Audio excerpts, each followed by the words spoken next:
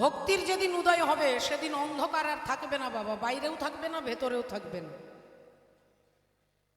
যেদিন ভক্তির উদয় হবে, ভক্তি মানে বলে একজন সন্তান তার বাবা মাকে ভক্তি করে, কিন্তু বাবা মা তার ছেলেকে ভক্তি করে এটা বলতে পারবে না। আর যিনি গুরুজন তার প্রতি ভালোবাসাকে বলে ভক্তি। পুত্র তার বাবাকে ভক্তি করে, মাকে ভক্তি করে, ঠাকুমাকে ভক্তি করে, কিন্তু ঠাকুমা তার নাতিকে ভক্তি করে বলতে পারবে না। ঠাকুমা তার নাতিকে স্নেহ করে, ভালোবাসেন। ঠিক তেমনি যিনি অনন্ত কোটি ব্রহ্মাণ্ডের ঈশ্বর, যিনি আমাদের পিতা, যিনি আমাদের মাতা, তাকে ভালোবাসাটার নামই হচ্ছে ভক্তি। সেই ভক্তির উদয় যখন হবে তখন বলছে কোনো অন্ধকার থাকবে না। এ কথা আপনারা সকলে জানেন, কিন্তু সমস্যা হলো যে ভক্তি হবে কি করে? ভক্তি হবে কি করে? ওষুধের দোকানে গেলে ট্যাবলেট কিনতে পাওয়া যাবে না, বাজারে কোনো খাবার খেলে ভক্তি বৃদ্ধি হবে না। ভক্তি বৃদ্ধির একমাত্র পথ সেটা হচ্ছে সাধুসঙ্গ। সাধুসঙ্গ সর্বশাস্ত্রে কয়, লবমাত্র সাধুসঙ্গ জীবের সর্বসিদ্ধি হয়। হরি বল। জীবের সর্বসিদ্ধি হয় সাধু সঙ্গের দ্বারা। ভক্তি জাগ্রত হতে পারে মাগো। আপনি বুঝবেন কি করে সাধু কাকে বলে? সাধুর পোশাক দেখে নয়, সাধুর প্রতি আপনি যদি বিচার মনোভাব আনেন তাহলে ভক্তি আসবে না। আপনি যদি বিচার করেন যে এটা তো ঠিক নয়, এটা তো ঠিক নয়, ভক্তি এখানেই হরি বলে এসে গন্ডগোল হয়ে যাবে। যেখানে কোনো বিচার করা যাবে না, গুরুর দোষ কি, গুরু অন্যায় কি, গুরু খারাপ বললেন কি, গুরু মিথ্যে বললেন, এটা যদি বিচার করেন তাহলে গুরুর প্রতি ভালোবাসা শ্রদ্ধা আর থাকবে না। আপনার এখানে অনেক অনেক মায়েরা বাবারা বসে আছেন, প্রতিদিন খবরের কাগজে টিভিতে দেখছেন যে ছেলে তার বাবা মাকে বৃদ্ধাশ্রমে দিয়ে আসছে, ছেলে তার বাবা মাকে প্ল্যাটফর্মে রেখে দিয়ে আসছে, ছেলে তার মাকে খেতে দেয় না, বৌমা তার শাশুড়িকে খেতে দেয় না। কিন্তু এখানে যত যত মায়েরা আছেন তারা কি বলেন যে আজ থেকে ঘরে গিয়ে আর ছেলেকে খেতে দেব না? বলেন কি? নাকি কোনো মায়েরা চাইবেন যে আর কখনো সন্তানের জন্মই দেব না, বাবা দরকার নেই, ওই তো ওর মাকে প্ল্যাটফর্মে ছেড়ে দিয়ে ছেলে চলে এসেছে, আর আমি সন্তানের প্রয়োজন নেই, এরকম কথা কখনো বলেন? কেন বলেন না? না, সন্তানের প্রতি ভালোবাসা। এই যেদিন গুরুর প্রতি আপনার আত্মনিবেদন আসবে সেদিন গুরু কৃপা হবে, সেদিন গুরুর কৃপা হবে। রাধে রাধে। ভক্তমণ্ডলী, ভক্তিমতী মায়েরা, এই আত্মনিবেদন, এই ভগবানের প্রতি সর্বান্তকরণে বিশ্বাসটাকেই বলা হয় ভক্তি। বিশ্বাসের নাম হচ্ছে প্রহ্লাদ। প্রহ্লাদ কোনো ব্যক্তিবাচক নয়, প্রহ্লাদ নামটার তাৎপর্যই হচ্ছে বিশ্বাস। হিরণ্যকশিপুর তার ছেলেকে জিজ্ঞাসা করছে তোর হরি থাকে কোথায়? ছেলে কি বললেন না, তুমি এমন একটা জায়গা আমাকে বলো যেখানে হরি নেই, এমন একটা জায়গা তুমি আমায় বলে দাও বাবা যেখানে হরি নেই। অহংকারী হিরণ্যকশিপুর বললেন তাহলে তুই বলতে চাইছিস তোর হরি কি সব জায়গায় আছে? প্রহ্লাদ বললেন বাবা গো, সামনে পেছনে ডাইনে বামে তুমি যেদিকে তাকাবে সেখানেই হরি আছে। আচ্ছা, তোর হরি যদি সব জায়গায় আছে, আছে এই স্তম্ভটার মধ্যে, এই স্তম্ভের মধ্যে তুই তোর হরিকে দেখাতে পারবি? প্রহ্লাদের মুখ দিয়ে বেরিয়ে গেল, হ্যাঁ আমি ওখানেও হরিকে দেখতে পাচ্ছি। এই পিলারটাকে, এই যে পিলার দাঁড়িয়ে আছে স্তম্ভ, এটাকে ভাঙলে কি পাওয়া যাবে মা? ইট, সিমেন্ট, বালি, পাথর, এতটুকু কোথাও কোনো ফাঁকা জায়গা নেই যে ভগবান ওই ফাঁকা জায়গার মধ্যে লুকিয়েছিলেন। তাহলে যার মধ্যে কোনো জায়গা নেই সেখান থেকে ভগবান বেরিয়ে আসছে, এর অর্থটা কি? না ভগবান বললেন এই স্তম্ভটার মধ্যে আমি ছিলাম না, আমি প্রকট হলাম কোথা থেকে? না প্রহ্লাদের অন্ধবিশ্বাস থেকে। একজন ছেলে কার উপরে ভরসা করে? বাবা মায়ের উপরে। প্রহ্লাদের বাবাই হচ্ছে চরম শত্রু। প্রহ্লাদের জন্মদাতা পিতা হচ্ছে প্রধান শত্রু, প্রধান ভিলেন। পাহাড় থেকে ফেলে দিচ্ছে, হাতির পায়ের তলায় ফেলে দিচ্ছে, বিষ খাইয়ে দিচ্ছে। একজন ছেলে কোথায় যাবে বিপদে ছুটে? তার বাবার কাছে। তার বাবাই হচ্ছে তার প্রথম শত্রু। এ তো প্রহ্লাদের বিশ্বাস, রাখে হরি তো মারে কে, আর মারে যদি হরি তো রাখে কে। এই যে বিশ্বাস, বিশ্বাস আমাদের টলমল করে মাগো, সদা সর্বদা টলমল টলমল টলমল করে, একটা জায়গায় দাঁড়ায় না। তাই রাবণের কৃপা হয়নি, রাবণ ভগবানকে পাননি। কেন? রাবণের 10টা মাথা। আমার দিকে তাকিয়ে দেখুন। আর এই 10টা মাথা ধরে নিন যে আমি চৈতালি চট্টরাজ, আমার 10টা মাথা। এই 10টা মাথাকে যদি এরকম সাজাতে হয়, তাহলে আপনি কিভাবে সাজাবেন? একদিকে 5 আর একদিকে 5 আর মাঝখানে 1, কটা হলো মা? 10টা কি হলো? তা রাবণের কটা মাথা? 10টা মাথা সাজাতে গেলে আপনাকে কিরকম সাজাতে হবে? একদিকে 5, একদিকে 4, এদিকে 5 এদিকে 4, মাঝখানে 1, তবে গিয়ে তো হবে 10। তা রাবণের তাহলে একদিকে 5 কিলো একদিকে 4 কিলো, তাহলে ব্যালেন্সটা কি ঠিক থাকছে? ব্যালেন্স ঠিক নেই। একদিকে 5 একদিকে 4, রাবণের ব্যালেন্সটাই ঠিক নেই। রাবণের মতো পণ্ডিত স্বর্গমূর্ত পাতালে কেউ নেই, রাবণের মতো বেদজ্ঞ কেউ নেই। 10 বছর বয়সে 4টে বেদকে তিনি মুখস্থ করেছেন। মামার বাড়ি ছিল রাক্ষসের বাড়ি, ভেতরে ভেতরে তলে তলে মামা বাড়ির সঙ্গে তার সম্পর্ক খুব সুন্দর করেছিল বলে বাবা বিশ্বশ্রবা মুনি বললেন, তুই ব্রাহ্মণের মতো আচরণ করিস, অথচ তলে তলে তুই অসুরদের সঙ্গ করিস, আমি তোকে অভিশাপ দিচ্ছি, তুই অসুর হবি, তুই রাক্ষস হবি। তাই রাবণের বাবা হচ্ছেন বেদজ্ঞ ব্রাহ্মণ, ব্রাহ্মণের ছেলে রাক্ষস হয়ে গেল। রাবণের মতো পণ্ডিত, রাবণের মতো প্রভাবশালী, রাবণের মতো সুন্দর কেউ ছিল না বাবা। রাবণের বিরাট একটা ইউনিভার্সিটি ছিল, যেখানে ভোর 3:24 থেকে সমস্ত রাক্ষস যারা তারা বেদ পাঠ করতেন। কিন্তু বাল্মীকি রামায়ণ খুলে দেখুন, ওই রাবণের মতো এত বড় এত ট্যালেন্টেড ব্যক্তি যিনি, তাকেও বললেন রাক্ষস। কেন? বলে তার ভেতরে ছিল অহংকার। আর এই অহংকারটাই হচ্ছে ভগবানকে না পাওয়ার একটা প্রধান কারণ। আমাদের ভেতরে অহংকার কাজ করে। আমি কালকে বলেছি, আবার বলছি, অহংকার এই কান দিয়ে প্রবেশ করে। ভক্তির জগতে চোখের গুরুত্ব নেই, ভক্তির জগতে কানের গুরুত্ব। আপনি হরি কথা শুনলেই ভগবানের কৃপা হবে, আপনি ভগবানের নাম শুনলেই আপনার মঙ্গল হবে। চোখ আপনাকে আপনার সঙ্গে বেইমানি করতে পারে, কিন্তু ভক্তিমতী মায়েরা এই কান আপনাকে সাহায্য করবে। ভক্তির জগতে ইন্দ্রিয় দিয়ে ভগবত সেবার কথা বলেছেন ঋষিকেশ আর ঋষিকেন সেবনম। ইন্দ্রিয় দিয়ে ভগবানের সেবা, যেটা করবার জন্য আপনারা বসেছেন। চৈতন্য ভগবান এই কারণে এলেন এই কলিযুগে। বিশ্বনাথ চক্রবর্তী পাদ বললেন, কাম কৃষ্ণ কর্মার্পণে ক্রোধ ভক্ত দেশী জনে। ভক্তের কামও থাকবে, ক্রোধও থাকবে। ঘরের মধ্যে রান্নাঘরে আগুন থাকবে, রান্নাঘরে যদি আগুন না থাকে তাহলে রান্না হবে না, ভাতও হবে না, তরকারিও হবে না। আর খাবার না থাকলে আমরা এত সুন্দর সুন্দর শক্তি আমরা ফিরে পাবো না। তাহলে রান্নাঘরে আগুন থাকবে, কিন্তু রান্নাঘরের ওপরে যদি আগুন লেগে যায়, রান্নাঘরের ভেতরে আগুন থাকবে, যদি ওপরে আগুন উঠে যায় বলে ওই আগুনটাই সারা ঘরটাকে পুড়িয়ে ছাই করে দেবে। তেমনি ভক্তের অন্তরে কাম থাকবে, কিন্তু শুধু কামই থাকবে তাহলে আপনার সর্বনাশ করে ছাড়বে। শুধু ক্রোধই থাকবে তাহলে আপনার বিপদ হয়ে যাবে। কাম দরকার, ক্রোধ দরকার, কিন্তু সব জায়গায় একটা জায়গায় এসে মিলিত হবে। সেটা কি না? ভগবানের জন্য। কাম কৃষ্ণ কর্মার্পণে, ক্রোধ ভক্তদ্বেষী জন। তাহলে এই কারণে শাস্ত্র আমাদেরকে বললেন, সাধু সঙ্গ সাধু সঙ্গ সর্বশাস্ত্রে কয়, লবমাত্র সাধু সঙ্গ জীবের সর্বসিদ্ধি হয়।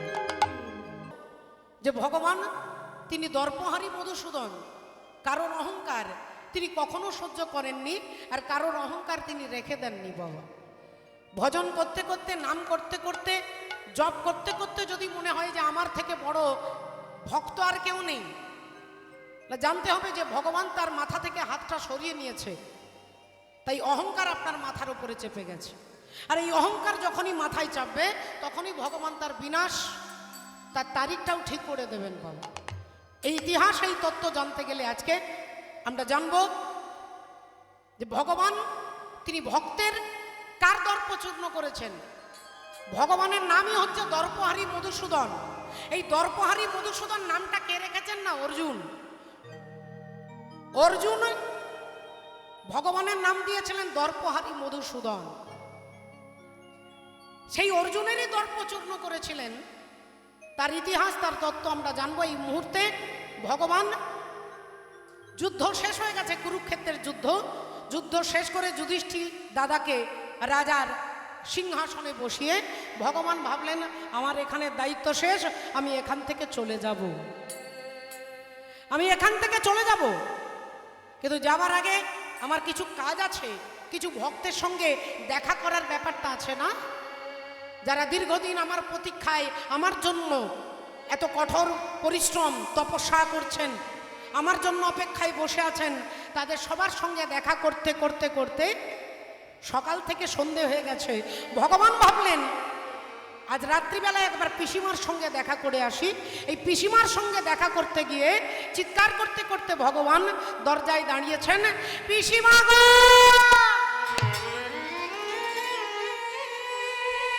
ও পিসিমা। পিসিমা কুন্তী দেবী তাড়াতাড়ি ছুটে এসে দরজাটা খুলেছে। আয় বাবা, আয় আয় আয় আয় আয় বাবা আয়। তা হ্যাঁ রে, এই রাত্রিবেলায় তোর ঘুম আসছে না বুঝি? ঘুম হচ্ছে না? ভগবান বললেন না না পিসিমা, তা নয়, আজকে সকাল থেকে কাজ করতে করতে করতে তোমার কাছে আসতে একটু দেরি হয়ে গেছে। তা বাবা কাল সকালেই আসতে পারতিস, অন্য কোনো একদিন আসতে পারতিস। ভগবান বললেন সে কি পিসিমা, আমার তো সময় নেই, আমি চলে যাব দ্বারকায়, তাই হস্তিনাপুর ত্যাগ করে আমি দ্বারকায় চলে যাব, সেই জন্য তোমার কাছে এসেছি। আজকে তুমি যা চাইবে তোমাকে তাই দিয়ে আমি আগামীকাল বিদায় নিয়ে চলে যাব। এ কথা যেই বলেছেন পিসিমা কুন্তী দেবীর মাথায় যেন বজ্রাঘাত হলো বাবা। কুন্তী দেবী চিৎকার করে বলে উঠলেন, কৃষ্ণ, এ তুই কি বলছিস বাবা? এ তুই কি বলছিস? তুই আমার সঙ্গে ইয়ার্কি করছিস না তো? রসিকতা করছিস না তো? ভগবান বললেন এই দেখো পিসিমা, তোমার সঙ্গে কি আমার রসিকতার সম্পর্ক নাকি? তুমি তো আমার পিসিমা। এই রাত্রিবেলায় তোমার সঙ্গে কি আমি ইয়ার্কি করব? ও পিসিমা, তুমি আমি বুঝতে পেরেছি তুমি খুব দুঃখ পেয়েছো। আচ্ছা পিসিমা, তুমি একবার ভাবো তো, তোমার ছেলে যুধিষ্ঠির রাজা হয়েছে, তুমি রাজমাতা হয়েছ, খাবার অভাব নেই, পরার অভাব নেই, থাকার অভাব নেই, কত গয়না, কত খাবার, কত ঘর, কত ঐশ্বর্য, আর আমার দরকার কি? ও পিসিমা, এবার তো আমাকে চলে যেতে হবে গো। যতদিন তোমাদের দুঃখ ছিল, যন্ত্রণা ছিল, ব্যথা ছিল, সমস্যা ছিল, আমি তো তোমাদের পাশেই থেকেছি, কিন্তু এবার তো আর কোনো সমস্যা নেই, এবার তুমি আমায় বিদায় দাও। কুন্তী দেবী বললেন, বাবা কৃষ্ণ, এ কথা শোনার আগে আমার মৃত্যু হলো না কেন? তাহলে তুই এই রাত্রিবেলায় আমার কাছে আমার কাটা ঘায়ে নুনের ছেটা দেওয়ার জন্য কেন এসেছিস? ভগবান বললেন, পিসিমা তুমি আজ আমার কাছে যা চাইবে তোমাকে তাই দেবো, বলো তুমি কি চাও, বলো। তোমার চাইতে দেরি হবে, আমার দিতে দেরি হবে না, বলো তুমি কি চাও। কুন্তী দেবী বললেন, আমি যা চাইবো তুই আমায় দিবি বাবা, যা চাইবো তাই দিবি? বলে হ্যাঁ পিসিমা, আমি কথা দিচ্ছি তোমাকে, তুমি যা চাইবে তাই দেবো, বলো তুমি কি চাও। আজ তুমি যা চাইবে তাই দেবো, বলো বলো বলো তুমি কি চাও। কুন্তী দেবী আঁচলটা, শাড়ির আঁচলটা ধরে ভগবানের দিকে এগিয়ে দিয়ে বলছে, তাহলে দে বাবা দে, আজ আপনি আমি যা চাইবো তুই যদি তাই দিস, তাহলে বাবা কৃষ্ণ রে, আমায় আঁচল ভরে দুঃখ দে রে, আমায় আঁচল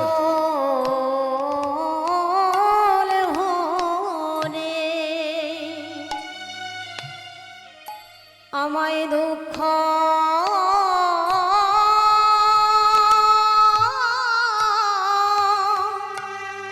দুঃখ দে রে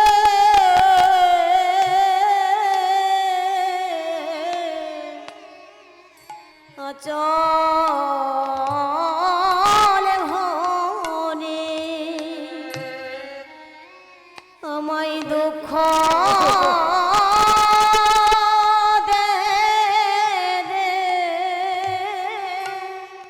আমি আর তো কিছু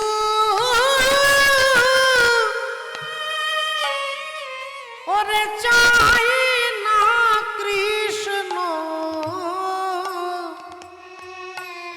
তুই আমায় আচল ভরে। আমাকে দুঃখ দে বাবা, আমি আরে তো কিছু আমাকে ব্যথা দে, জ্বালা দে, যন্ত্রণা দে, আমি আর কিছু চাই না। জগতের সমস্ত দুঃখ তুই আমার আঁচলে ঢেলে দে বাবা। ভগবান বলে পিসিমা গো, পিসিমা গো, আজ ইতিহাস সাক্ষী আছে, ইতিহাস তার সাক্ষী। আজ পর্যন্ত আমার কাছে দাঁড়িয়ে কেউ দুঃখ চায় না, আমার কাছে দাঁড়িয়ে কেউ ব্যথা চায় না, কেউ টেনশন চায় না, কেউ আঘাত চায় না। তুমি আমার কাছে দুঃখ চাইছো পিসিমা? তোমার সারাটা জীবন শুধু দুঃখ। কুন্তী দেবীর সারা জীবনে শুধু দুঃখ, তিনি আবার ভগবানের পিসি। বলে যখন ছোট ছিলে তুমি, তোমার বাবা তোমার মা তোমাকে তার বন্ধুর হাতে তুলে দিল। শূরসেনের বন্ধু হচ্ছে কুন্তী ভোজ। রাজা কুন্তী ভোজের কোনো মেয়ে কোনো ছেলে ছিল না। শূরসেন তার মেয়ে, ছোট্ট মেয়েকে বন্ধুর হাতে দিয়ে বললেন, আজ থেকে আমার মেয়েটা তোর মেয়ে, আজ থেকে তোকে বাবা বলবে, তোর স্ত্রীকে মা বলবে, আমি আমার মেয়েকে চিরকালের জন্য তোকে দিয়ে দিলাম। যা। ছোটবেলায় তোমার বাবা মা তাদেরকে ছেড়ে তোমাকে অন্য একজনকে বাবা একজনকে মা বলতে হলো, এটা কি কম দুঃখ পিসিমা তোমার জীবনে? তারপর বলে তারপর কুমারী অবস্থায় সূর্যদেবের আশীর্বাদে একটি সন্তান হলো, যাকে সমাজের লোক লজ্জার ভয়ে, সমাজের ভয়ে, কলঙ্কের ভয়ে সেই ছেলেটাকে রাতের অন্ধকারে তামার পাত্রে রেখে গঙ্গার জলে ভাসিয়ে দিতে হলো। এটা কি কম দুঃখ পিসিমা? ওই ছেলেটাকে কখনো জড়িয়ে ধরে তুমি বলতে পারলে না যে ওরে আমি তোর মা, তুই আমার ছেলে, যার নাম হলো কর্ণ। তুমি কর্ণকে কখনো বুকে জড়িয়ে ধরে বলতে পারলে না যে আমি তোর মা। এটা কি কম দুঃখ পিসিমা? এত আঘাত, এত ব্যথা। অল্প বয়সে বিবাহ হলো তোমার রাজা পাণ্ডুর সঙ্গে, রাজার সঙ্গে বিয়ে হলো, কিন্তু কপালে এমন দুর্ভোগ, কিছুদিন পরে তোমার স্বামী মারা গেল। অল্প বয়সে বিধবা হলে, এটা কি কম দুঃখ পিসিমা? ও পিসিমা, তারপর তোমার ভাসুরের ছেলে দুর্যোধন তোমার ছেলেদের সঙ্গে একটা ঘরে রেখে দিয়ে আগুন ধরিয়ে পুড়িয়ে মারবে লাক্ষা ভবনে। মারবার জন্য তোমার ফ্যামিলির লোকজন চাই না যে তুমি বেঁচে থাকো। এটা কি কম দুঃখ? তোমার আত্মীয় পরিজন তোমার আত্মহনন করতে চায়, তোমাকে মারতে চায়, এটা কি কম দুঃখ? এত দুঃখ, এত যন্ত্রণা। জঙ্গলে জঙ্গলে ঘুরলে খালি পায়ে, কখনো খেতে পাওনি, কখনো শুতে পাওনি, কখনো ঘর নেই। এত যন্ত্রণা পাওয়ার পরেও তুমি আজ আমার কাছে দাঁড়িয়ে বলছো, কৃষ্ণ তুই আমাকে জগতের যত দুঃখ তুই আমাকে দে। সারা জীবন দুঃখ পেও, এত দুঃখ এত যন্ত্রণা পেও, আজ তুমি আমার কাছে দুঃখ চাইছো পিসিমা? কুন্তী দেবী বললেন, বাবা কৃষ্ণ, যতদিন আমাদের জীবনে দুঃখ ছিল তুই আমাদের পাশে ছিলি বাবা, তুই আমাদের পাশে ছিলি, আমাদের কাছে কাছে ছিলি। আর আজকে আমার ছেলে যুধিষ্ঠির রাজা হয়েছে, আমি রাজমাতা হয়েছি। আজ আমার কোনো কিছুর অভাব নেই, খাওয়া মাখা পরার কোনো অভাব নেই, কিন্তু আজ এই সুখের দিনে তুই আমাদের ছেড়ে চলে যাচ্ছিস বাবা। আজ সুখের দিনে তুই আমাদের ছেড়ে চলে যাচ্ছিস, এতক্ষণ পরে এটাই বুঝতে পারলাম যে যতদিন দুঃখ ছিল তুই পাশে ছিলি, সুখের দিনে তুই যদি আমাদের ছেড়ে চলে যাস, এমন সুখের প্রয়োজন নাই যে সুখে কৃষ্ণ হারা হতে হয়। হরি বল। ভগবান সঙ্গে সঙ্গে বললেন, পিসিমা গো, আমি কথা দিলাম যখন যেখানে, সকাল নয়, বিকেল নয়, দুপুর নয়, রাত্রি নয়, যখন তুমি যেখানে দাঁড়িয়ে আমাকে ডাকবে, আমি তখন সেথায় এসে দাঁড়াবো। আমি তখন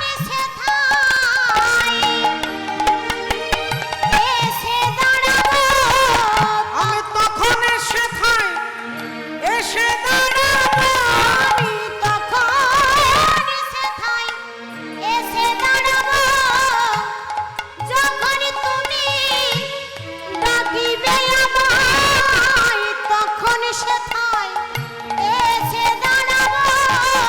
বলি যখন যে ভাবে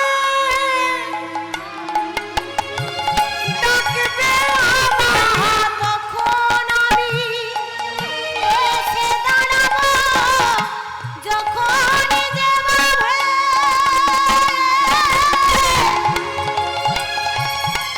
ডাকিবে আমায়, তখন আমি এসে দাঁড়াবো। তুমি যখন যেখানে আমাকে ডাকবে তুমি আমাকে পাবে, আমি কথা দিচ্ছি তোমার কাছে আমি এসে দাঁড়াবো পিসিমা। কিন্তু আমার তো অনেক দায়িত্ব আছে, আমাকে চলে যেতে হবে, তুমি আমাকে আশীর্বাদ করো। এই বলে কুন্তী দেবীকে, পিসিমাকে প্রণাম করে ভগবান শ্রীহরি ওখান থেকে বেরিয়ে চলে যাচ্ছে। যেতে যেতে যেতে হঠাৎ মনে হলো আরেকজনের সঙ্গে দেখা করতে হবে, বাকি রয়ে গেছে। আরেকজনের সঙ্গে দেখা করব, যিনি বিভিন্ন আঘাতে জর্জরিত, ব্যথায় চিত্ত যার দ্রবীভূত, আমি তার সঙ্গে দেখা করব। হাঁটতে হাঁটতে ভগবান যাচ্ছেন, চারিদিকে নিস্তব্ধ নিঝুম রাত্রি। একটা ঘরে একটা ছোট্ট প্রদীপ জ্বলছে, আর সেই অন্ধকার ঘরে বসে একজন কাঁদছে, মুখে আঁচল চাপা দিয়ে। ভগবান তার পেছনে দাঁড়িয়েছেন। পিসিমা, তিনি আর কেউ নন মা, তিনি শতপুত্র হারা জননী, যার নাম হচ্ছে গান্ধারী। যেই পিসিমা বলে ডেকেছেন, গান্ধারী অমনি পিছন ফিরে তাকিয়ে উঠেছে। কে তুমি? তোমায় আমি দেখতে পাচ্ছি না কেন, তুমি কে?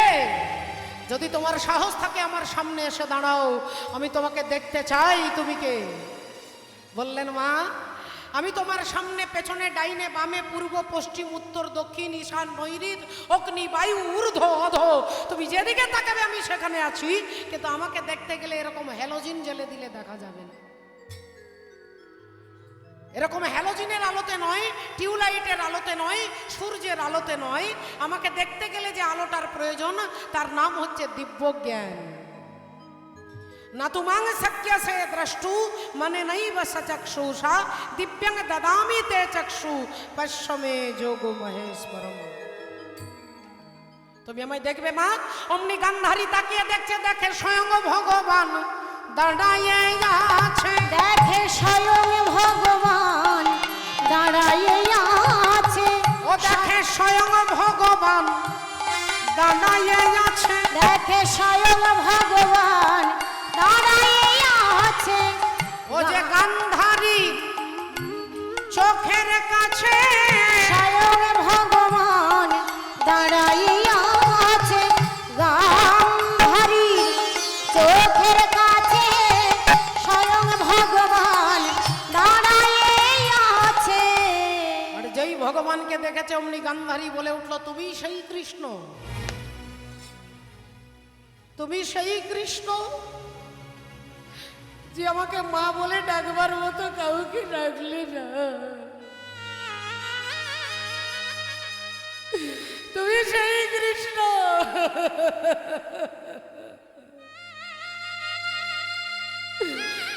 যে আমার বংশে বাতি দেওয়ার জন্য কাউকে রাখলে না। তুমি সেই কৃষ্ণ যে আমার বংশকে ধ্বংস করে দিয়েছ। তাই কৃষ্ণ রে, আজ সন্তানহারা জননী গান্ধারী আমি, আজ আমি তোমাকে দিলাম অভিশাপ। হ্যাঁ হ্যাঁ হ্যাঁ, অভিশাপ। তোমাকে আমি অভিশাপ দিচ্ছি। আমার বংশে বাতি দিতে তুমি যেমন কাউকে রাখলে না, একদিন আমার মতো তোমার যদু বংশ ধ্বংস হয়ে যাবে। একদিন আমার মতো তোমার বংশ ধ্বংস হয়ে যাবে। যেই এ কথা বলেছেন অমনি সচ্চিদানন্দ পরমাত্মা ভগবান হরি একটু মিষ্টি হেসে বললেন, মা তোমার অভিশাপ আমি মাথায় তুলে নিলাম। তোমার দেওয়া অভিশাপ আমি মাথায় তুলে নিলাম। মাথায় তুলে নিলাম। আমি কথা দিচ্ছি মাগো, আমার বংশে বাতি দেবার জন্য কেউ থাকবে না, কিন্তু এই মা গান্ধারী, তোমার একটাও ছেলেকে কিন্তু আমি মারিনি মা। তোমার একটাও ছেলেকে আমি মারিনি, মেরেছে তাদের কর্ম। তুমি মনে করে দেখো মাগো। ও মা, কুরুক্ষেত্রের যুদ্ধ যেদিন শুরু হবে, সেই যুদ্ধ শুরু হওয়ার আগে তোমার ছেলে দুর্যোধন তোমাকে প্রণাম করতে এসেছিল। আর তোমাকে প্রণাম করতে এসে, হরি বলে রাধে রাধে, প্রণাম করতে এসে তোমার পায়ে হাত দিয়ে তোমার ছেলে বলল, মা আমি যুদ্ধে যাচ্ছি, তুমি আমাকে আশীর্বাদ করো, আমি যেন যুদ্ধে জয়লাভ করতে পারি। তোমার পায়ে হাত দিয়ে বলল, তুমি আমাকে আশীর্বাদ করো, আমি যেন যুদ্ধে জয়লাভ করতে পারি। তুমি মা গান্ধারী ছেলের মাথায় হাতটা দিয়েছিলে, হাতটা সরিয়ে নিয়ে বললে, বাবা তুই যে যুদ্ধে যাচ্ছিস, এই যুদ্ধ হচ্ছে ধর্মযুদ্ধ।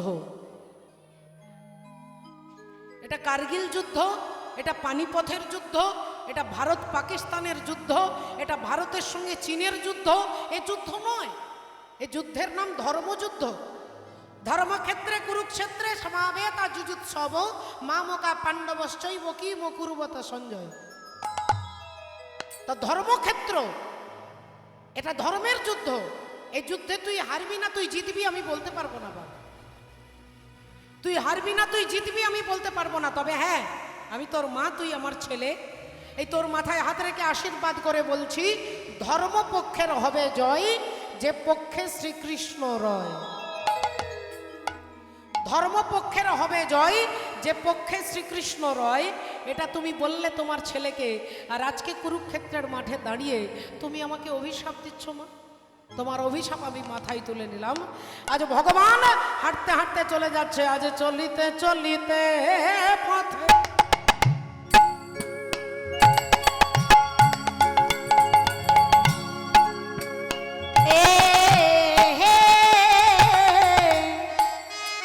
আহা চলে যায়।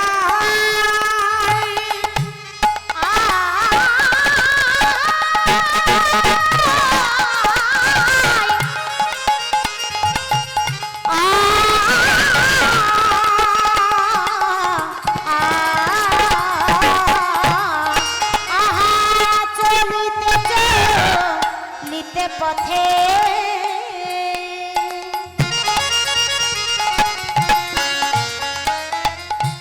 বলি হা গোবিন্দ বলি ডাকে, চলিতে চলিতে পথে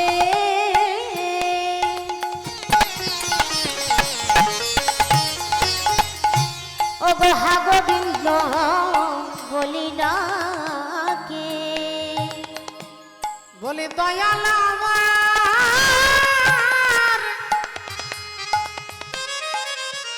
হেলিয়া দুলিয়া চলে যাই গো, দয়াল আমার হেলিয়া দুলিয়া চলে যায়। ও গো দয়াল আমায়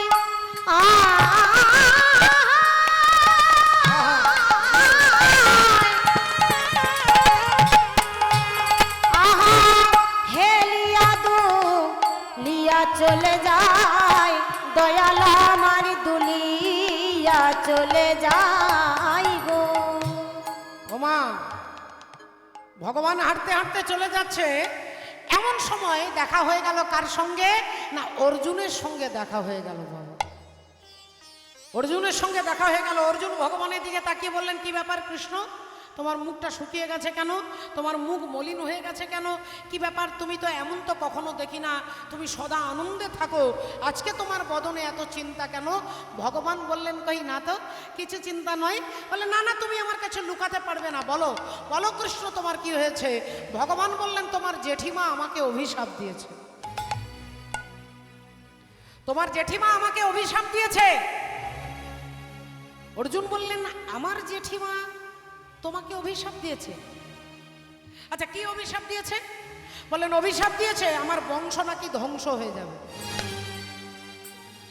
আমার বংশ নাকি ধ্বংস হয়ে যাবে। যেই বলেছে অমনি অর্জুন হেসে ফেলেছে। ওসব চিন্তা করো না, চিন্তা করো না, চিন্তা করো না। ও অভিশাপ কখনো, ওসব অভিশাপ ওসব সত্যি হয় না, ও চিন্তা করার দরকার নেই। ভগবান বললেন, তার মানে তুমি কি বলতে চাইছো অভিশাপ সত্যি হয় না? বললেন, না। শোনো কৃষ্ণ, কুরুক্ষেত্রের মাঠে দাঁড়িয়ে ভীষ্মদেবের মা, যার নাম হচ্ছে পতিত পাবনী মা গঙ্গা, ওই গঙ্গা দেবী আমাকে অভিশাপ দিয়েছিল যে, ওরে অর্জুন, একজন মায়ের চোখের সামনে তার ছেলে যন্ত্রণায় ছটপট করছে, হাজার হাজার তীরের বিছানায় ভীষ্মদেব শুয়ে আছে, আর ভীষ্ম জননী মা গঙ্গা দেবী অর্জুনকে অভিশাপ দিচ্ছে যে, তুই যেমন আমার ছেলেকে আমার চোখের সামনে আঘাত দিলি, আমি তোকে অভিশাপ দিচ্ছি, একদিন তোর ছেলের হাতে তোকে মরতে হবে, একদিন তোর পুত্রের হাতে তোকে মরতে হবে। মা গঙ্গা দেবী অভিশাপ দিয়েছিল আমাকে। এবার বলো তো কৃষ্ণ, সেটা কি সত্যি হলো?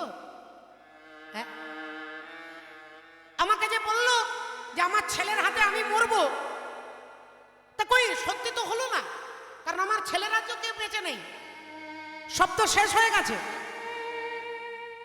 তাহলে আমার ছেলেই যখন বেঁচে নেই, তাহলে আমাকে মারবে কি করে? গঙ্গা দেবী বলেছিল তোর ছেলের হাতে তুই মরবি, আমার ছেলেরাই সব, কেউ আর বেঁচে নেই, তাহলে তো আমাকে মারবার মতো আর কেউ নেই, তাহলে মা গঙ্গার দেওয়া অভিশাপটা মিথ্যে হলো না? বলে দিয়ে যখনই অর্জুন হাসছেন, ভগবান ভাবলেন অন্যান্য কাজ পরে হবে, আগে তোমার অহংকারটাকেই চূর্ণ করতে হবে। অন্যান্য কাজ পরে করব, আগে তোমার দর্পটাকে চূর্ণ করব। ভগবান বললেন, ওসব বাজে কথা রাখো, ওসব বাজে কথা বাদ দাও, সব ভুলে যাও। আগে তুমি বলো অর্জুন, তোমার দাদা যুধিষ্ঠির যে রাজসূয় যজ্ঞ করছে, সেই রাজসূয় যজ্ঞে যে ঘোড়া, একটা ঘোড়াকে যজ্ঞ করে ছেড়ে দেবে, ঘোড়াটা যে রাজ্যের ওপর দিয়ে যাবে, সেই রাজ্যের রাজা যদি ঘোড়াটাকে ধরে, তাহলে পঞ্চপাণ্ডবের সঙ্গে যুদ্ধ হবে। যুদ্ধে যিনি হারবেন, যদি হেরে যায় এই রাজ্যের রাজা, তাহলে এই জায়গাটা, গোটা রাজ্যটা পঞ্চপাণ্ডবের হয়ে যাবে। তাহলে সেই যজ্ঞের ঘোড়াটা এখন কোথায়, কত দূরে, কোনখানে গেছে, তুমি কি কিছু খবর রেখেছো অর্জুন? অর্জুন বললেন, হ্যাঁ, এক্ষুনি একজন কর্মচারী খবর দিল, আমাদের অশ্বমেধ যজ্ঞের ঘোড়া এখন চলে গেছে মণিপুরে, মণিপুর রাজ্যে চলে গেছে। বলে, মণিপুর রাজ্যে তোমাদের ঘোড়া চলে গেছে? বলে, হ্যাঁ, আমাদের ঘোড়াটাকে ভয়ে কেউ ধরেনি, কারণ আমরা কুরুক্ষেত্রের যুদ্ধে জিতেছি, সেই ভয়ে কোনো রাজ্যের রাজা আমাদের ঘোড়াটাকে ধরবার সাহস করেনি, আর সমস্ত রাজ্যগুলো আমাদের হয়ে গেছে। এইবার ঘোড়া চলে গেছে মণিপুর রাজ্যে। এখন মণিপুর রাজ্যের রাজা নাম কি? মণিপুরে ছিল রাজা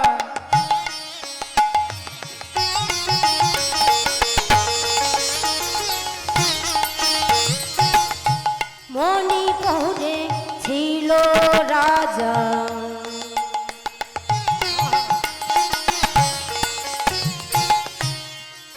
বব্রুবাহন না,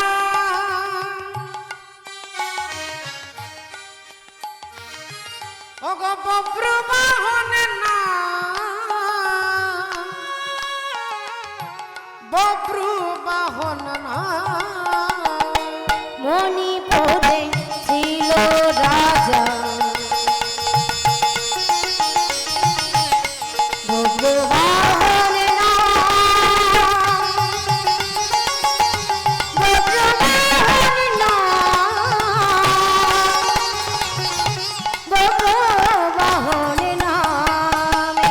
ওগো ধর্মে কর্মে ছিল মতি, রাজা অতি গুণবান, অতি গুণবান। আহা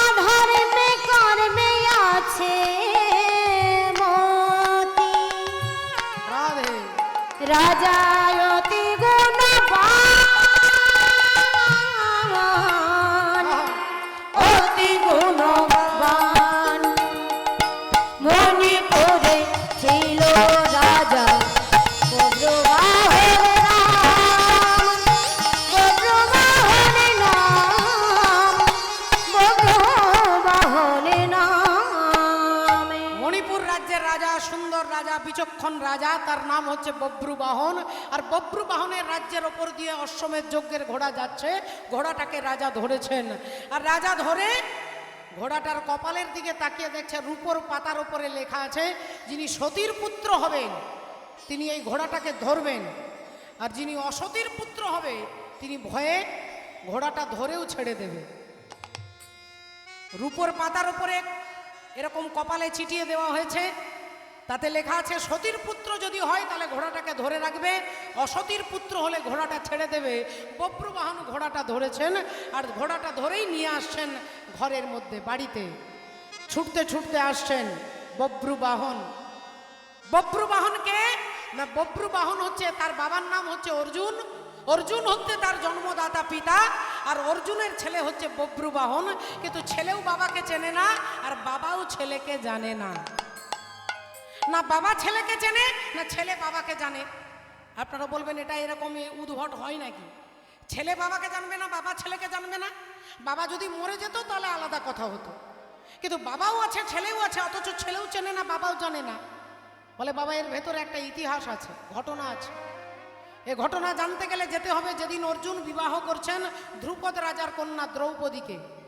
দ্রৌপদীকে বিবাহ করে নিয়ে আসছেন, দ্রৌপদীকে বিবাহ করে তিনি নিয়ে এসছেন, যোগ্যতার বলে বিবাহ করেছেন। মৎস্যের চোখটাকে লক্ষ্য ভেদ করে দ্রৌপদীকে বিবাহ করে নিয়ে আসছেন। এদিকে মা কুন্তী দেবী মশলা মারছেন রান্না করবার জন্য, আর তখনই অর্জুনের মুখ দিয়ে বেরিয়ে গেল, মা দেখো কি এনেছি ভিক্ষাতে। ও মা ভিক্ষা করে কি এনেছি দেখো।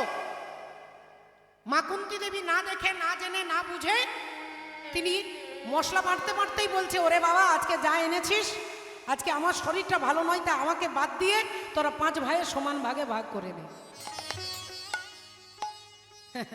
মা, ও মা লক্ষ্মীটি মা গো, একবার একবার দেখো, দেখো না, দেখো না কি এনেছি, একবার দেখো না।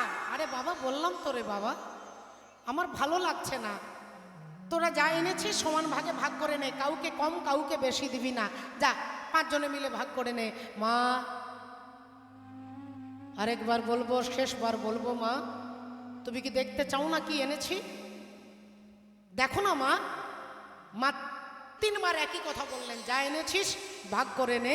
এই 3 বার একই কথা বলতেই অর্জুন দ্রৌপদীর হাতটাকে ছেড়ে দিয়ে বললেন, শোনো দ্রৌপদী, আজ থেকে তুমি একা আমার স্ত্রী নও, আজ থেকে 5 ভাইয়ের তুমি স্ত্রী। এ কথা যেই বলেছেন যুধিষ্ঠির দাদা চিৎকার করে বলে উঠলেন, অর্জুন পাগলের মতো কি বলছিস ভাই? মা না দেখে না জেনে না বুঝে বলে দিয়েছে বলে তুই দুম করে বলে দিচ্ছিস দ্রৌপদী আমাদের 5 জনের স্ত্রী? এটা কখনো হয় নাকি? অর্জুন বললেন, দাদা গো হয় কি না আমি জানি না, কিন্তু মা যখন বলে দিয়েছে তখন ওই দ্রৌপদী আমাদের 5 জনের স্ত্রী হবে। মা যখন বলে দিয়েছে তখন মায়ের ওপরে আর কোনো সংবিধান চলবে না, কোনো কলম চলবে না। মা বলেছে যখন, তখন ওই দ্রৌপদী আমাদের 5 জনের স্ত্রী। অসম্ভব, অসম্ভব, এটা হতে পারে না। তুই তুই তুই ভুল কথা বলছিস ভাই, অশাস্ত্রীয় কথা বলছিস তুই।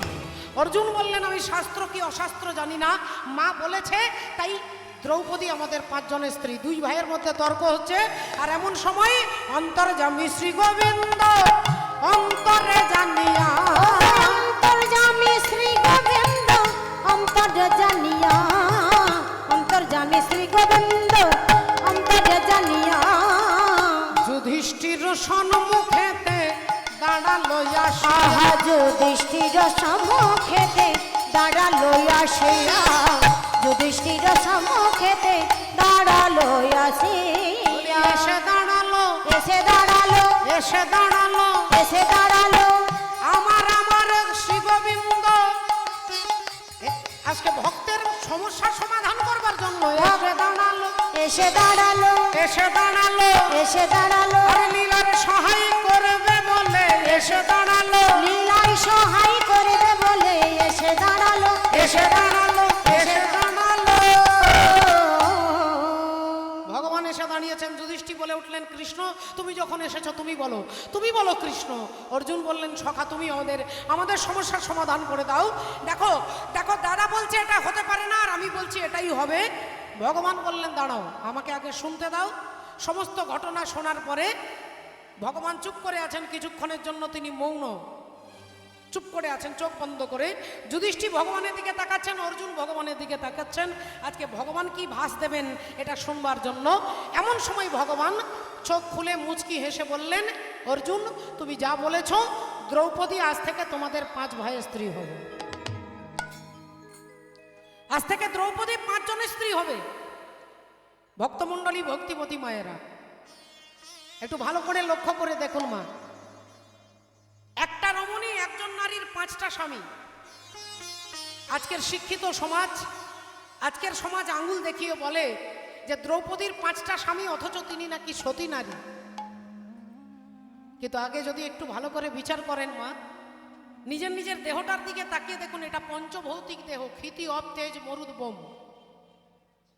ক্ষিতি অব তেজ মরুদ বোম, এটা পঞ্চভৌতিক দেহ।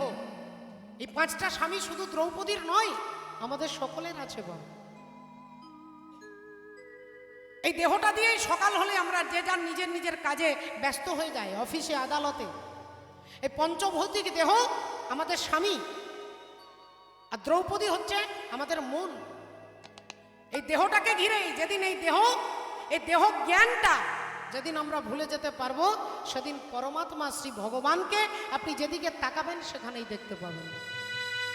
সেদিন আর কোনো ঠান্ডাও লাগবে না, গরমও লাগবে না, কোনো জ্বালাও থাকবে না, যন্ত্রণাও থাকবে না। এই দেহটাকেই আমরা মনে করে নিয়েছি আমার নিজের, কিন্তু দুর্ভাগ্যবশত এই দেহটাকে আমি নিজে ভালো রাখতে পারি না। আমি চাই না যে আমার জ্বর হোক, আমার কাশি হোক, আমার ম্যালেরিয়া হোক, আমি চাই না, কিন্তু হয়ে যায়। হরি বল রাধে। তাহলে পঞ্চভৌতিক দেহ, এই যুধিষ্ঠির, ভীম, অর্জুন, নকুল। যুধিষ্ঠির হচ্ছে ক্ষিতি, মরুত হচ্ছে ভীম। এই যে পঞ্চভৌতিক 5টা দেহের সম্মিলনে এই দেহটা, এই পঞ্চভৌতিক দেহর স্বামী অর্থাৎ দ্রৌপদীকে, 5টা স্বামীকে বলে দিলেন, আজ থেকে তোমাদের 5 জনের স্ত্রী। সমান ভাগে বলেছে, তাই সমান ভাগেই ভাগ হবে। ভগবান এই কথা বলতেই যুধিষ্ঠির বললেন, কি করে ভাগ হবে? বলে 1 বছর দ্রৌপদী তোমার ঘরে, 1 বছর তোমার ঘরে, 1 বছর তোমার ঘরে, এভাবে থাকবে। তবে একটা আলাদা নিয়ম থাকবে, যখন দ্রৌপদী কারো ঘরে থাকবে সেই ঘরে বিনা পারমিশনে কিন্তু ঢোকা যাবে না। যখন দ্রৌপদী যার ঘরে থাকবে, যখন ভীমের ঘরে থাকবে, ঘরে ঢোকা যাবে না। যখন যুধিষ্ঠির কাছে থাকবে, ঢোকা যাবে না। বিনা অনুমতিতে ঢুকলে তাকে 12 বছরের জন্য নির্বাসনে যেতে হবে। সংবিধান বেঁধে দিলেন, নিয়ম করে দিলেন। এবার একদিন হঠাৎ করে দ্রৌপদী দুপুরবেলায় যুধিষ্ঠির মহারাজকে সেবা দিয়ে চরণ সেবা করছেন, বসে দুজনে গল্প করছেন। আর এদিকে অর্জুন বাগানে দাঁড়িয়ে আছে। একজন ব্রাহ্মণ চিৎকার করতে করতে আসছে, অর্জুন!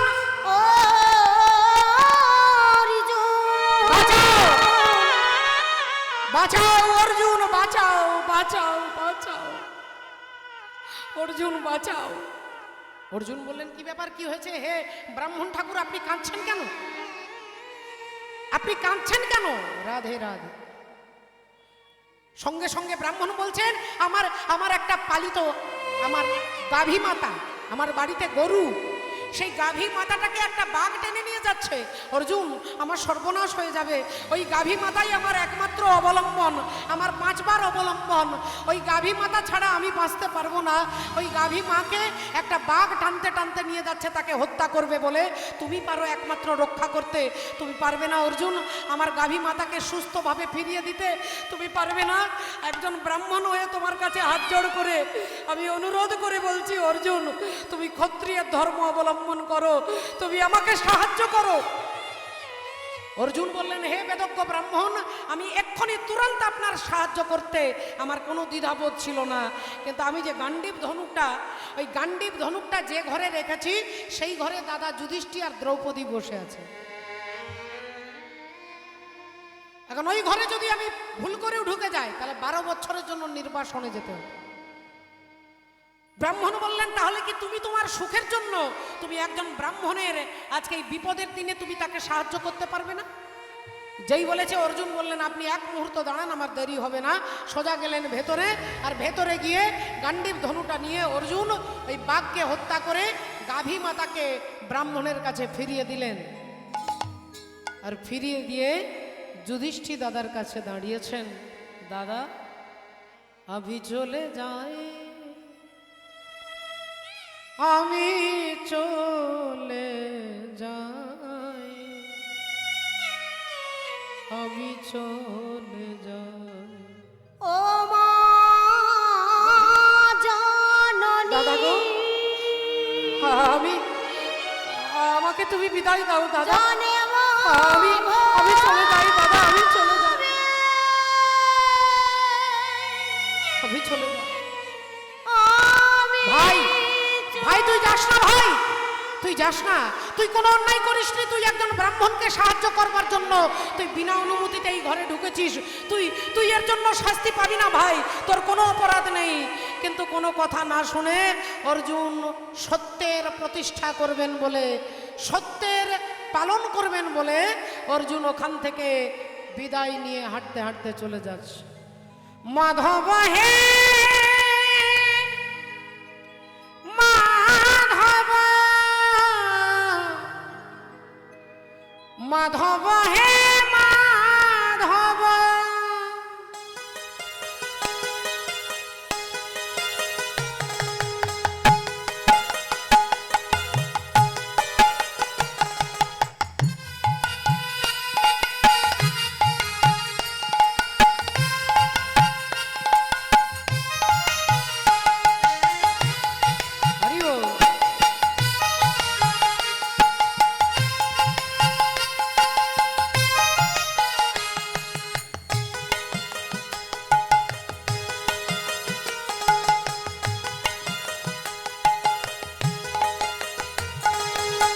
মুঠে পখড়রে পেট পুরে মর, মুঠে পখড়রে পেট পুরে মর, ছাপাণ ভোগরে নাহি তো লোভ।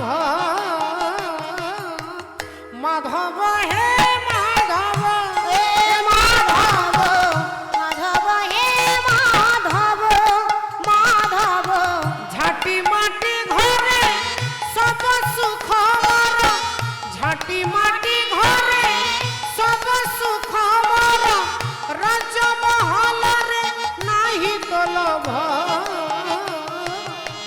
মাধব হে মাধব, মাধব, মাধব হে মাধব।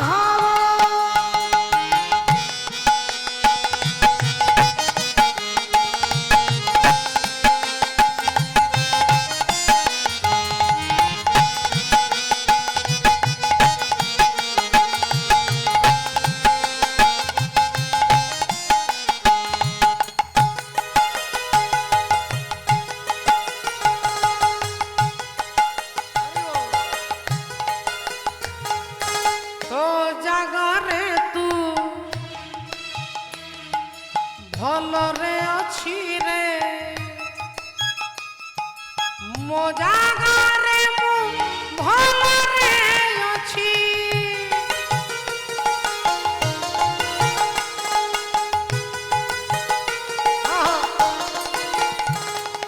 যেতিকি দেইছু সেতিকি রে শান্তি, বেশি আর তোতে মাগুনি কিছু।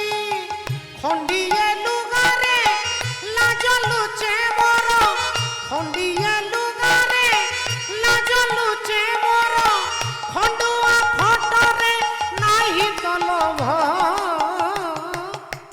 মাধব হে মাধব, মাধব, মাধব হে মাধব, মাধব মুঠে পাখড়রে পেট পুরে মর, রাজমহলরে নাহি তো লোভ।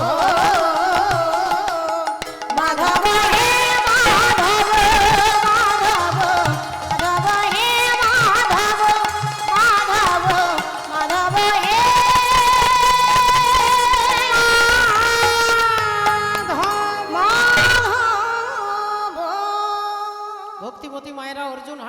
চলে গেলেন। হাঁটতে হাঁটতে চলতে চলতে কতদিন কত বছর পেরিয়ে গেল, অর্জুনের চেহারাটা একটু বদলে গেল, গায়ের রংটা একটু কালো হয়ে গেল, চুলগুলো বড় হয়ে গেল, নখগুলো বড়, দাড়ি গোঁফ সব বড় হয়ে গেছে। দেখতে দেখতে 1 বছর 2 বছর 5 বছর 10 বছর পেরিয়ে গেল। হাঁটতে হাঁটতে কখন যেন অর্জুন সেই হস্তিনাপুর থেকে চলে এলেন কোথায় না, চলে এলেন মণিপুর রাজ্যে। মণিপুর রাজ্যে তিনি পৌঁছে গেছেন। জঙ্গলে ভেতরে রাস্তার ওপরে মাটির ওপরে অর্জুন শুয়ে আছেন, হাতের ওপরে মাথাটা রেখে অর্জুন শুয়ে পড়েছেন রাস্তার উপরে।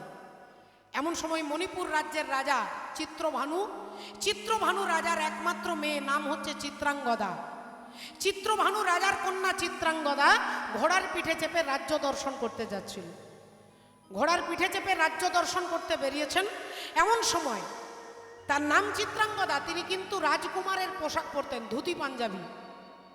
ছেলেদের মতো মাথায় মুকুট পরেছেন, ছেলেদের মতো ধুতি পাঞ্জাবি পরে রাজপুত্র সেজে ঘোড়ার পিঠে চেপে কোমরে তলোয়ার নিয়েছেন আর তিনি যাচ্ছিলেন।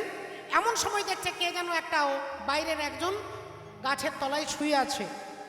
চিত্রাঙ্গদা দেবী চিৎকার করে বলে উঠলেন, এই যে কে আপনি? কে? রাস্তার উপরে ঘুমোচ্ছেন দিব্যি নাক ডেকে, আপনি কে? আপনি এক কাজ করুন, আপনি সরে অন্য জায়গায় গিয়ে ঘুমাবেন, আমি এই রাস্তা দিয়ে যাব। চিৎকার করতেই অর্জুনের ঘুমটা ভেঙে গেলেন। অর্জুন তাকিয়ে দেখলেন এক অপূর্ব সুন্দর রাজপুত্র আমাকে ইঙ্গিত করে বলছে এখান থেকে সরে যাও। অর্জুন বললেন, এক কাজ করুন না, আপনি আমার পাশ দিয়ে চলে যান না, আমার পাশ দিয়ে চলে যান, এদিকে রাস্তা তো অনেক আছে, অনেকটা চওড়া রাস্তা, আমি তো রাস্তার ওপরে শুয়ে নেই, আপনি আমাকে পাশ দিয়ে চলে যান। চিত্রাঙ্গদা বললেন, আমি আপনাকে পাশ দিয়েও যাব না আর তোমাকে লাফিয়েও যাব না, না তোমাকে ডিঙে যাব। কুকুর বেড়াল পশু পাখি কীট পতঙ্গ কাউকে পা দিয়ে লাফ দিয়ে পেরিয়ে যেতে নাই মা, আপনার পুণ্য ক্ষয় হয়ে যাবে। আপনার জীবনে যত পুণ্য আপনি সঞ্চয় করেছেন, যদি কাউকে লাফ দিয়ে পেরিয়ে যান, হয়তো একটা কুকুর শুয়ে আছে, আপনি ডিঙে চলে গেলেন, আপনার পুণ্য ক্ষয় হবে। আর সারা জীবনের পুণ্য এক মুহূর্তে শেষ হয়ে যাবে যদি কেউ কোনো পশু প্রাণী মানুষ কাউকে যদি পা দিয়ে আঘাত করেন, যদি কাউকে লাথি মারেন, আপনার জীবনের সমস্ত পুণ্য এক মুহূর্তে শেষ হয়ে যায়। তাই চিত্রাঙ্গদা দেবী বললেন, আপনি এখান থেকে সরান, আপনি অন্য জায়গায় গিয়ে ঘুমাবেন, আমি এই রাস্তা দিয়ে যাব। অর্জুন বললেন, আমি এখান থেকে সরব না, আপনি আমার পাশ দিয়ে চলে যান। চিত্রাঙ্গদা দেবী বললেন, তুমি আমার কথা শুনবে না? তুমি জানো আমি কে? তুমি জানো আমি তোমাকে ধরে ছুঁড়ে দিতে পারি, আমার এত ক্ষমতা। অর্জুন বললেন, তুমি আমাকে ধরে ছুঁড়ে দেবে? তা বেশ ঠিক আছে, তুমি তাই এক কাজ করো, তুমি আমাকে ধরে ছুঁড়ে দাও। চিত্রাঙ্গদা দেবী অর্জুনের হাতটা ধরে যেই টান দিতে যাবে, অর্জুন তার উল্টো দিক থেকে টানটা দিয়েছে, আর এমন টান দিয়েছে যে চিত্রাঙ্গদা দেবী অর্জুনের পায়ের কাছে হুড়মুড় করে পড়েছে।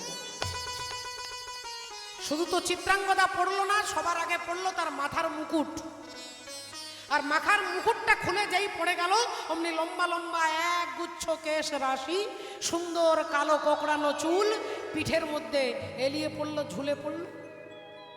সুন্দর একগুচ্ছ চুল, টানা টানা চোখ, অপূর্ব সুন্দর দেখতে।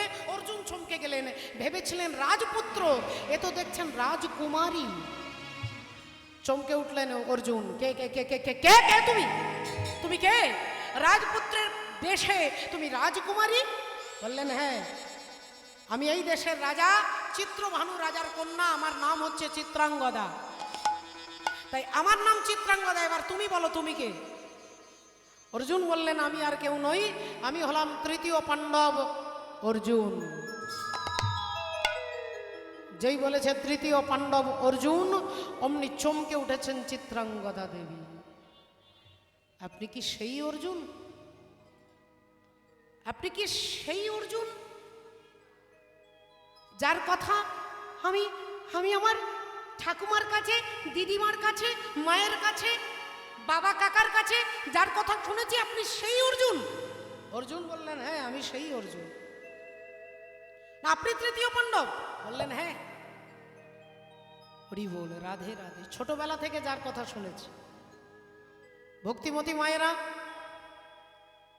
বেশ কয়েক বছর আগে পর্যন্ত ঠাকুমা, জেঠিমা, কাকিমা, মা বাচ্চা ছেলেদেরকে কোলের কাছে নিয়ে শুয়ে রামায়ণ মহাভারতের গল্প, রাক্ষসের গল্প ঠাকুমা দিদিমারা শোনাতেন। এখন না আছে দিদিমা ঠাকুমার সময়, না আছে নাতি নাতনির সময়। সবাই মিলে একসঙ্গে বসে সন্ধে হলেই টিভিতে খুলে টিভিতে সিরিয়াল দেখতে বসেছে। আমি টিভিতে সিরিয়াল দেখতে বারণ করবো না মা, কিন্তু সিরিয়াল তো প্রতিটা সিরিয়ালে দেখুন নায়িকার ঘুরে ফিরে 20 বার বিয়ে হবে মা। চৈত্র মাসে একবার বিয়ে, বৈশাখ মাসে একবার বিয়ে, তারপর জ্যৈষ্ঠ মাসে বিয়ে। যতক্ষণ 20 বার বিয়ে না হবে সিরিয়াল শেষ হবে না মা। হরি বলে রাধে রাধে। কালচারটা বাড়ির ছেলে মেয়েদের এভাবে নষ্ট হয়ে যাচ্ছে। চিত্রাঙ্গদা দেবী বললেন, আমি আমার ঠাকুমার কাছ থেকে, বাবার কাছ থেকে আপনার নাম শুনেছি, তাই যেদিন থেকে আপনার নাম শুনেছি সেই দিন থেকে আমি আমাকে নিজেকে আমি আপনার চরণে নিবেদন করে দিয়েছি। তাই আপনি আমাকে বিবাহ করুন, আপনি আমাকে বিবাহ করবেন, আমি মনে প্রাণে আপনাকেই স্বামী রূপে বরণ করেছি। অর্জুন ভাবলেন, গান্ধর্ব মতে বিবাহ করলেন, চলে গেলেন হরিবোল চিত্রাঙ্গদা দেবীকে নিয়ে মণিপুর রাজ্যে। দেখতে দেখতে সময় অতিক্রম হয়, সময় চলে যায় 1 মাস 2 মাস 1 বছর 1.5 বছর। এবার বাকি আছে আর মাত্র কয়েকটা মাস। এই কয়েকটা মাস পেরিয়ে গেলেই অর্জুন অপেক্ষা করছে 12 বছর সম্পূর্ণ হয়ে যাবে, আর 12 বছর সম্পূর্ণ হলে আমি চলে যাব আমার দাদা যুধিষ্ঠির কাছে, আমি চলে যাব দ্রৌপদীর কাছে, ভীমের কাছে। তাই মাত্র আর কয়েকটা মাস। দেখতে দেখতে সেই মাসগুলো পেরিয়ে যাচ্ছে, বাকি আছে আর কয়েকটা দিন। অর্জুন ভাবলেন, আজ রাত্রিবেলায় আমি চিত্রাঙ্গদা দেবীর কাছে অনুমতি নিয়ে আমি চলে যাব। রাত্রিবেলায় অপেক্ষা করছে অর্জুন, কখন চিত্রাঙ্গদা দেবীকে বলবে। আর চিত্রাঙ্গদা দেবী ছুটে আসছে, স্বামীকে একটা আনন্দের খবর বলবেন, তিনি মা হতে চলেছেন।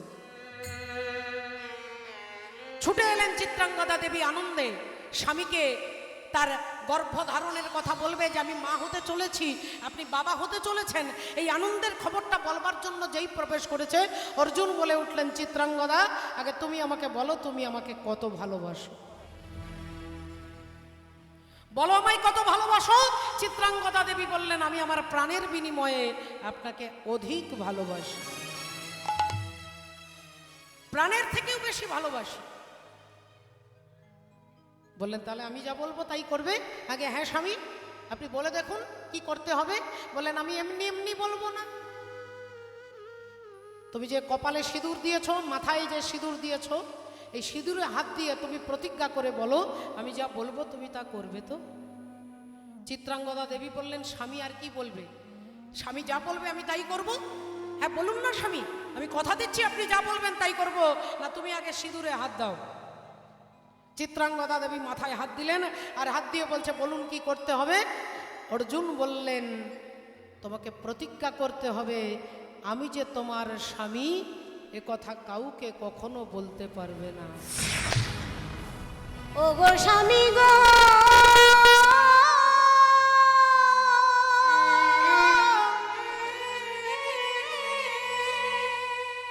এ কথা বলো না,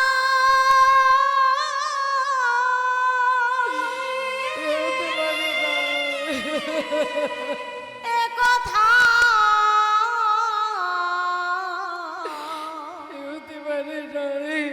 এ কথা বলো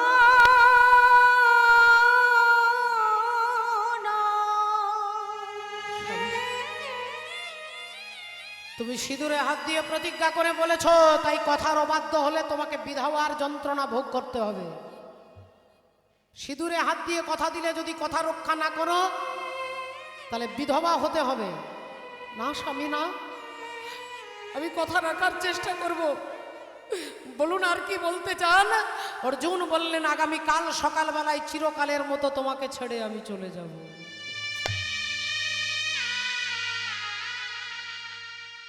চিত্রাঙ্গদা দেবী কোনো কথা বলতে পারলেন না, নীরবে দাঁড়িয়ে দাঁড়িয়ে কাঁদছে। আমি দুঃখের সিংহাসনে বসে সুখের বিচার করি, আমি ভাবের ঘরে অভাবটাকে আখর দিয়ে ভরি, আমায় বেঁধে রাখে বলো এবং সে ধীর কই আমার জল ছবিতে রং মেলাবে এমন আবির কই। স্বামী, আমি আপনাকে কথা দিচ্ছি স্বামী, আমি আপনার পথের কাঁটা হয়ে দাঁড়াবো না, কিন্তু একটা বারের জন্য আপনি আমার মনের কথাটা জানবার চেষ্টা করলেন, একবারের জন্য জানার চেষ্টা করলেন না। নিশি প্রভাত হতে অর্জুন চিত্রাঙ্গদা দেবীকে ছেড়ে চলে গেলেন। সমাজের কত লাঞ্ছনা, কত গঞ্জনা, কত রকমের কথা, সেই বিষ পান করে চিত্রাঙ্গদা দেবী সন্তানকে জন্ম দিল। সেই সন্তানের নাম হলো কি না বব্রুবাহন। ছোটবেলা থেকে মায়েকে বারবার জিজ্ঞাসা করে, মা আমার বন্ধু শ্যামল, কমল, বিমল তাদেরও জানো মা দুটো হাত, আমারও দুটো হাত, তাদেরও দুটো পা, আমারও দুটো পা, তাদের সবার দুটো চোখ, আমারও দুটো চোখ, তাহলে তাদের বাবা আছে, আমার কেন বাবা নেই? মা বলো না মা, আমার বাবা কোথায়? কে আমার বাবা? বলো না মা, বলো না। চিত্রাঙ্গদা দেবী ছেলেকে ভোলানোর জন্য হাতে একটা বাতাসা দিলেই, একটা নাড়ু দিলেই ছেলে ভুলে যায়। বাচ্চা ছেলে তো বাবার কথা ভুলে যায়, কিন্তু চিত্রাঙ্গদা দেবী তো ভুলবে না। তিনি ভগবানের কাছে দাঁড়িয়ে অশ্রু বিসর্জন করে আর বলে, ঠাকুর বলো না মোরে কাঁদাইছ কেন, করিছ কেন ছলনা, বলো না মোরে কাঁদাইছ কেন, আহা করেছ এত ছলনা, বলো না মোরে কাঁদাইছ কেন, করিছ কেন ছলনা। আমি অনেক কেঁদেছি আর কাঁদিতে পারি না, অনেক কেঁদেছি কাঁদিতে পারি না, ও ব্যথা দিয়ে কেন চলে যাও, দেখা কি মরে দেবে না। আরে বলো না মোরে কাঁদাইছ কেন, করেছ এত ছলনা, বলো না মোরে কাঁদাইছ কেন, করেছ এত ছলনা। শ্রদ্ধেয় বাবা ঠাকুর, ভক্তিমতী মায়েরা সেই একটু একটু করে ছেলে বড় হয়, প্রতিদিন মাকে জিজ্ঞাসা করে আমার বাবাকে, আমার বাবার নাম কি, আমার বাবা কোথায়। মা কোনোদিন বলতে পারেন না, কারণ তিনি সিঁদুরে হাত দিয়ে কথা দিয়েছেন অর্জুনকে, যদি বলি তাহলে আমার স্বামী চিরকালের মতো পৃথিবী ছেড়ে চলে যাবে। না না না, আমার ছেলে জিজ্ঞাসা করলেও আমি বলবো না। সেই ছোট্ট ছেলে একটু একটু করে বড় হয়েছে মাগো, একটু একটু করে বড় হয়, প্রতিদিন জিজ্ঞাসা করে, প্রতিদিন জিজ্ঞাসা করে। একদিন মা বিরক্ত হয়ে বলল, তোর বাবা কোথায় আমাকে জিজ্ঞাসা করিস না, যদি জানতে হয় ওই মন্দিরে যিনি দাঁড়িয়ে আছে যা তাকে গিয়ে জিজ্ঞাসা কর, তোর বাবাকে, তোর বাবাকে তাকে গিয়ে জিজ্ঞাসা কর। ছেলে ভাবলো তাহলে মন্দিরে যিনি আছেন গিরিধারী গোপাল, তিনি আমার বাবাকে চেনেন, তিনি জানেন আমার বাবাকে, তাহলে আজ থেকে আমি আমার বাবাকে খুঁজবো না, আগে আমি জগৎ পিতাকে খুঁজবো, পরমেশ্বর গোবিন্দকে। গোবিন্দ যখন জানে আমার বাবাকে, তখন গোবিন্দকে বাবার আগে গোবিন্দকে খুঁজবো, ওই গোবিন্দই আমাকে বলে দেবে আমার বাবা কি।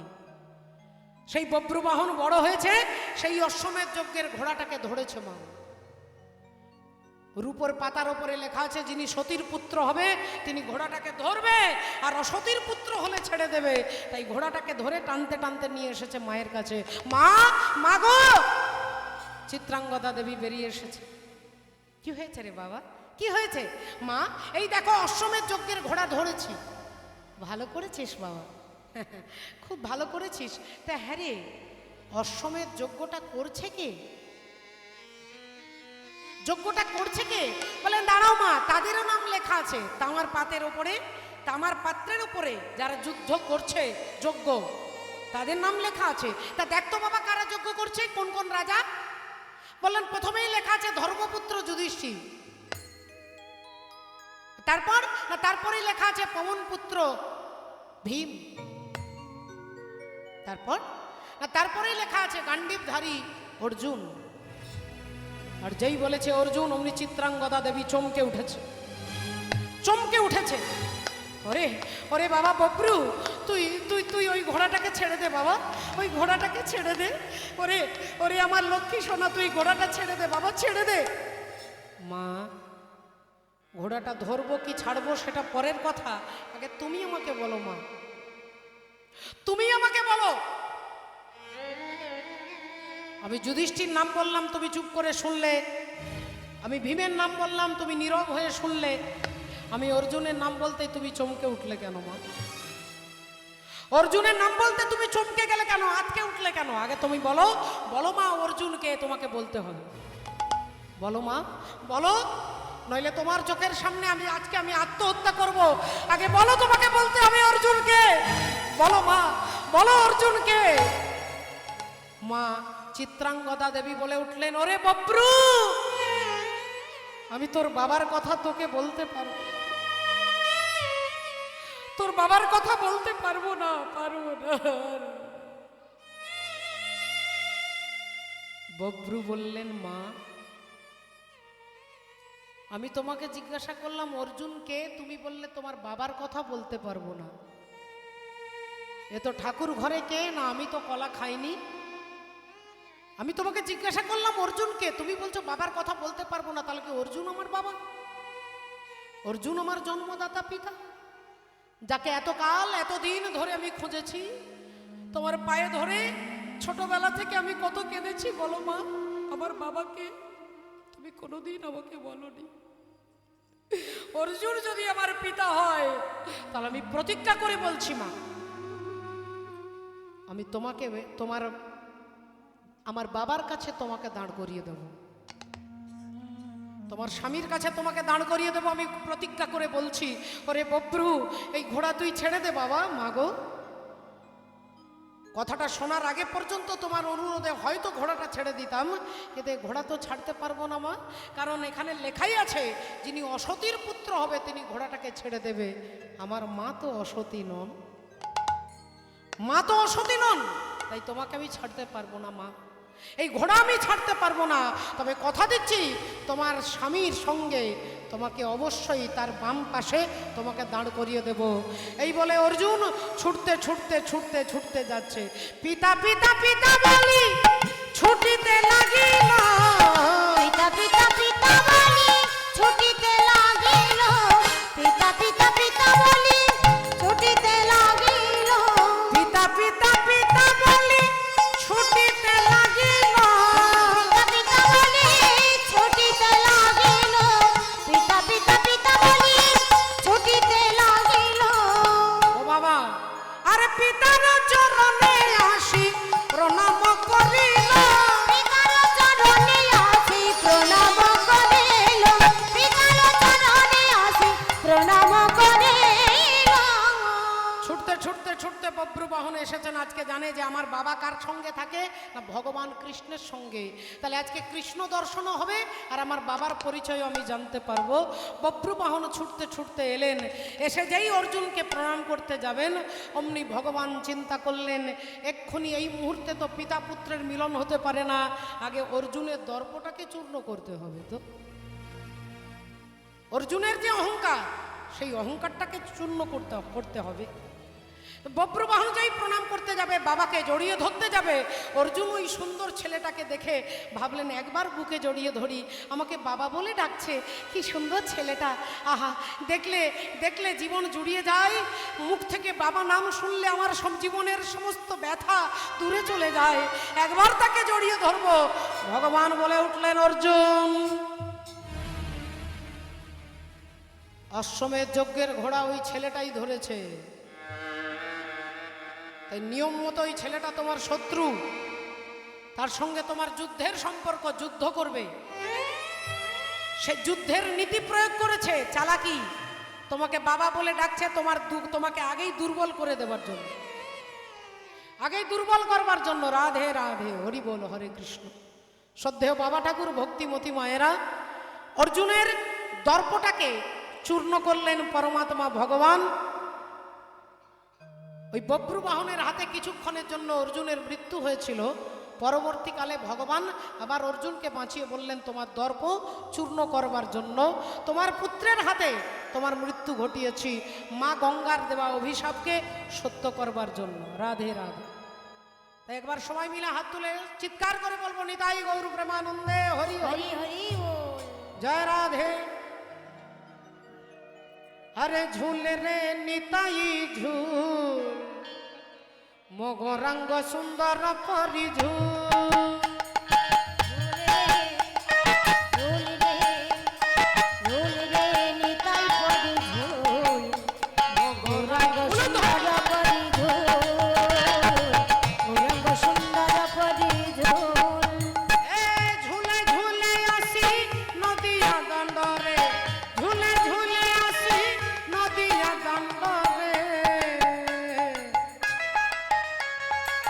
নবদ্বীপ হইল দুলু দুলু, ওরা চাঁদ মর নবদ্বীপ হইল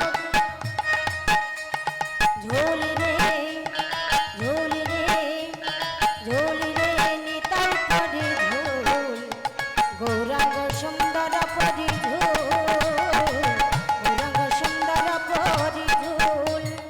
এ গোরা চাঁদ মর কেতে সুন্দর, বেড়ে শোভা পাই তুলসী মালা।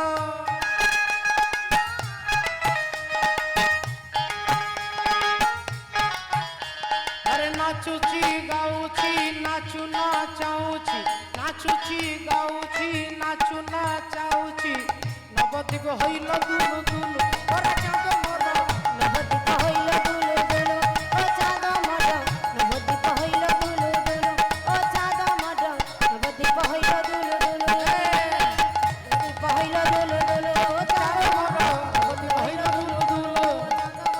নবদ্বীপ হইল দুলু দুলু। হরি বল, হরে কৃষ্ণ। পরবর্তী দাদা ভাই, হ্যাঁ আচ্ছা আরেকটা গান হবে, চলে এসেছেন। জানি তাই বলো, রাধা রানী কি জয়। अरे कारी कमरी वाला मेरा यार है, मेरे मन का मोहन तू दिलदार है। सबाई मिले काली कमली वाला मेरा यार है, मेरा मन का मोहन दिलदार है, काली कमली वाला मेरा यार है, मेरे मन का मोहन दिलदार है। कारी कमरी वाला मेरा यार है, मेरे मन का मोहन तू दिलदार है। काली कमली वाला